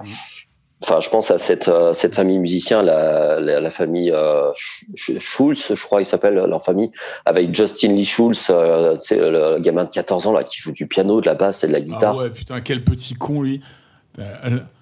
Non mais c'est incroyable. Mais moi je suis d'accord avec toi. Moi très souvent c'est un conseil que je donne à beaucoup d'élèves. Hein, c'est parce que j'ai aussi pas mal d'élèves jeunes et tout. Hein. Et eux ils sont toujours là en train de me dire ah regarde tu l'as vu lui et tu l'as vu lui. Je fais ouais mais je trouve qu'il y a rien de plus déprimant quoi tu vois. Pas déprimant mais tu vois je trouve qu'il y en a qui passent plus de temps à regarder des vidéos que vraiment à pratiquer l'instrument en fait. Ouais, ah oui, c'est ça. Et les vidéos, c'est bien parce que c'est des formes d'inspiration, c'est des formes je mets ça un peu en parallèle comme avec le sport, comme ceux qui font ce que j'appelle les vidéos motivation pour motiver un peu les gens à se mettre à faire au sport. La musique, moi, c'est comme ça que je l'ai entrevue en fait, ou quand j'ai vu, quand j'ai fait par exemple le Basscamp cet été où j'ai eu l'impression de me prendre mes claques sur claques. Hein. Tu commences à commencer déjà ta T-Bax, tu vois, qui t'explique des trucs et tu dis, ok, bon, je m'en suis pris 2, 3, 4. T'as Ferro qui suit derrière et là, t'as l'impression de te faire rouler dessus avec un bulldozer. Et tous, en fait, chacun y passe et tu dis, putain, tu dis ça, je maîtrise pas, ça, je maîtrise pas, ça, je maîtrise pas. Et en fait, en effet, comme tu le dis, faut pas s'arrêter à se dire, ok, j'ai vu un tel, bon, voilà. Faut le voir en se disant, ok, j'ai vu un tel, je vois un tel sur Instagram, machin truc. Maintenant, ok, qu'est-ce que j'ai à bosser? Comment je vais le bosser? Et qu'est-ce qui va faire que je vais pouvoir arriver à ce niveau-là? J'ai Ferro qui m'a dit un truc à un moment donné. Alors, c'est bien parce que ça a été à double tranchant, ça a été en même temps gros gif de l'espace. Et en même temps, ça a été une vraie motivation. Il l'a dit avec toute la bienveillance. Hein. C'est quand on avait fini de jouer, alors bien, même si je lui ai dit voilà que j'étais stressé, que ça a beaucoup joué sur mon métronome, etc. De jouer avec lui et Sébastien. Il m'a dit à un moment donné, ça fait combien de temps que tu en fais de la basse? Je lui ai dit ça doit faire à peu près entre 10-13 ans. Et premier truc qu'il m'a dit, il me fait ah ouais, il fait ton jeu, il est jeune. Et lui, je lui ai fait mais toi t'en fais depuis combien de temps? Il me fait moi j'en fais depuis 30 ans. Et là tu fais ah la vache, ouais. Donc là je me suis dit j'ai un gap de retard qui est certes monstrueux, mais j'ai le choix. Soit je me dis je reste un simple musicien tranquillou et j'accepte que je vais être un simple musicien. Soit je me dis ok, comment je peux faire pour arriver à ce niveau-là? Ça mettra le temps que ça mettra, hein, ça mettra sûrement peut-être 10-12 ans. mais en gardant en fait l'espoir de me dire que je peux y arriver un jour.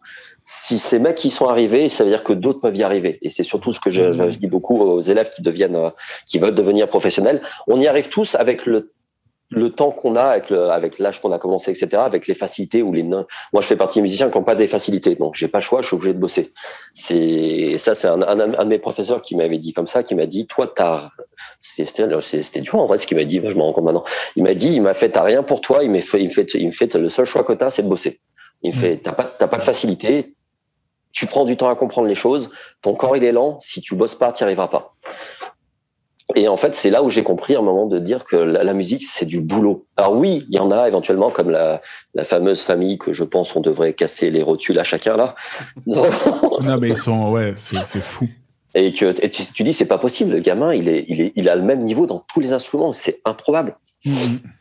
Et tu te dis, bah ouais, en effet, si on s'arrête à eux, la musique, on l'arrête, on pose l'instrument, on vend tout et on va faire autre chose. Mais non, je pense qu'on peut tous trouver notre place et il faut y croire, il faut se battre et vraiment, et se battre et en utilisant des bonnes méthodes. Et ça aussi, j'insiste beaucoup parce que ceux qui apprennent et qui écoutent pas suffisamment leur corps, qui écoutent pas suffisamment leur façon de comprendre les choses, parce que un prof, même si on donne les meilleurs conseils du monde, moi, c'est ce que je leur dis aux élèves, je leur dis à chaque fois, tu fonctionnes différemment que moi, il faut aussi que tu apprennes à comprendre comment toi tu fonctionnes. C'est un peu, voilà, tous ces trucs que je peux conseiller aux débutants, c'est soyez à l'écoute de vous-même, soyez persévérants, arrêtez de passer H24 heures sur les réseaux sociaux juste à regarder le voisin jouer et jouer. Confrontez-vous à la difficulté, n'ayez pas peur de vous prendre des gifles, même s'il y en a certaines, elles font mal. Hein. Je pense qu'on a tous eu la première jam où on a eu l'impression de pleurer parce que les mecs étaient 10 fois meilleurs et qu'on était largués. Mais il faut que ce soit des élans de motivation, en se dire, bah là, là où j'ai l'impression que ça m'a mis par terre, faut que je me relève et que je me batte pour être au niveau de ces gars-là. Dans tous les cas, la musique est une éternelle gifle, je pense.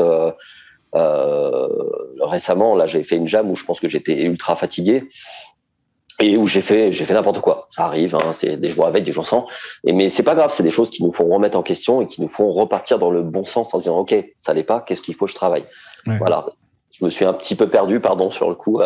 Non, mais c'est super. Hein. Là, tout ce que tu dis, franchement, c'est parce qu'on est. Moi, je suis entièrement d'accord avec toi. Enfin, tu vois, on n'est pas parti tous avec les mêmes facilités. Tu vois, t'as des mecs comme Adrien Ferro où le mec à 14 ans, il te raconte qu'il jouait l'intégrale de Pasto.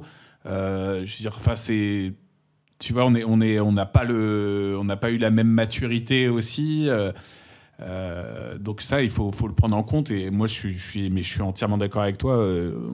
On peut tout le monde a sa place, quoi. Ouais, c'est ça. Tout le monde a sa place. Il est certain que ça demande des sacrifices. Hein.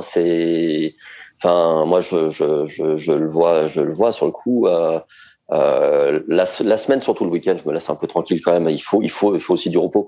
Mais la semaine où le moindre temps, je le prends comme du travail, où j'ai des journées où je finis à 22 heures de travailler parce que sur le coup, j'ai quand même eu la journée de cours la journée, donc je veux quand même avoir du temps aussi pour travailler pour moi.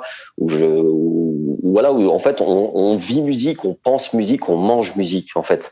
C'est pour attraper ces mecs-là, il y a que cette solution.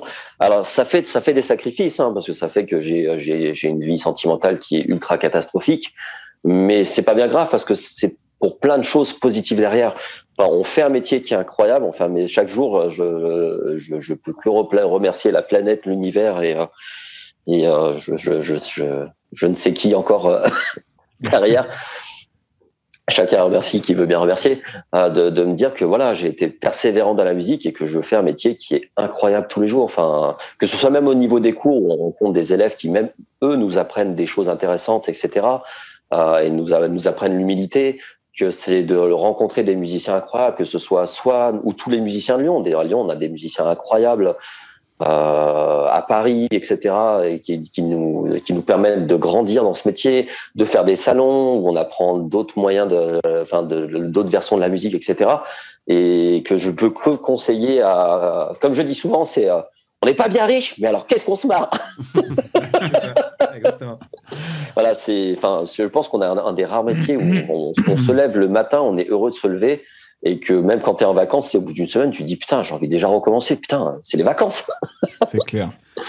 Enfin voilà, je sais pas si je pourrais encore en parler sûrement longtemps de ça. On sent le passionné, on sent vraiment le gars qui vit musique, donc c'est chouette d'avoir ton ressenti par-dessus. Avec plaisir, puis c'est un plaisir de le partager avec vous, où je vois aussi que c'est une belle passion et que c'est ça qui est cool dans nos métiers, c'est qu'on partage des vraies choses sympas, quoi. Donc, c'est sûr, ça c'est certain. Je pense que tu as tout dit, je pense qu'il n'y a pas de... Il n'y a pas autre chose à rajouter par rapport à ça. Avec Jules, on en a fait pas mal de podcasts et je pense qu'on va encore en parler de tout ça, mais ton point de vue est vraiment excellent. Merci beaucoup. C'était un plaisir. Et de même aussi, franchement. Avant de finir, Alex, est-ce que tu as une actu pour 2022 ? Est-ce que tu as des enregistrements de prévus, des concerts ? Là, j'ai pas mal de choses qui ont fini là depuis dernièrement. J'ai éventuellement la semaine prochaine où je suis à Montrouge. Au Salon de la Guitare, c'est ça ? Ouais, au Salon de la Guitare à Montrouge avec notre cher ami Swan. On va venir faire coucou aux copains. Sûrement faire quelques petites choses. On verra comment ça va se passer. Donc voilà. Là, sinon, je retourne sur une période un peu plus creuse. J'ai quand même alors sur les concerts là, j'ai pas grand chose à venir. J'ai des résidences en préparation. J'aurai peut-être des studios aussi en préparation. C'est des choses encore un peu en dilettante, mais qui commencent un peu à se préparer, etc. Je pense que je vais me remettre. Maintenant que j'ai un peu plus de temps, je vais essayer de me remettre un peu à faire un peu de vidéo. Ça fait longtemps que j'en ai pas mis. Et puis on verra, parce que sur le coup, il y a peut-être des choses qui vont tomber. Ça va peut-être se faire un peu spontanément. En fait, j'ai des choses un peu en dilettante dont je parle pas encore trop, parce que j'attends qu'elles se confirment, etc. Et puis dès que ça se confirmera, je pense que je commencerai un petit peu à en parler. Super. C'est bon ça. Dans tous les cas, tu mets toutes tes infos sur ton Insta, sur Facebook, sur tout le réseau. Voilà, c'est ça. Insta, Facebook, éventuellement, alors très léger, où je le mets un peu un peu en détente, TikTok pour ceux qui veulent. Ok. Sous le même nom, pareil, Alexandre Caruana. Ok. Et puis voilà quoi. Et puis sinon, je vais continuer après à bosser mes trucs et à essayer d'un jour me dire que je serai au niveau de mes idoles un jour. C'est clair. Mais non, je te le souhaite. On te le souhaite. C'était un grand plaisir. Merci beaucoup à vous en tout cas. Merci pour ce partage. Et t'es comme mon pouce, hein.